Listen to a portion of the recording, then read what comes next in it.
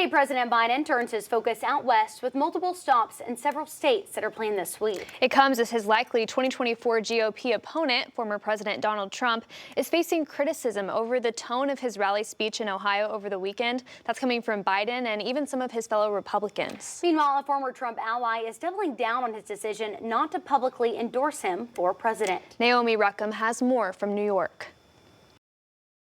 I won't be endorsing Donald Trump this year. Former Vice President Mike Pence told CBS Face the Nation why he won't publicly back his former boss, Donald Trump, for president. I see him departing from the mainstream conservative agenda that has defined the Republican Party over the last 40 years.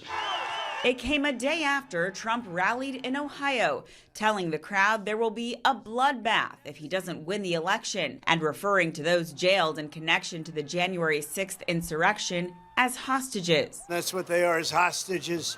They've been treated terribly and very unfairly. The former president was criticized for those comments and these, which stoked fears of possible criminals crossing the southern border. Well, in some cases, they're not people, in my opinion. These are animals, okay? The general tone of the speech is why many Americans continue to wonder, should President Trump be president? President Biden said during Saturday's off-camera gridiron dinner to embrace the January 6th insurrectionists pose the gravest threat to our democracy since the American Civil War. We celebrate the friendship between two great nations. Yesterday, President Biden hosted the Irish Prime Minister at the White House for St. Patrick's Day. Today, he begins a multi-day trip out west with stops planned in Nevada, Arizona, and Texas. Naomi Ruckham, CBS News.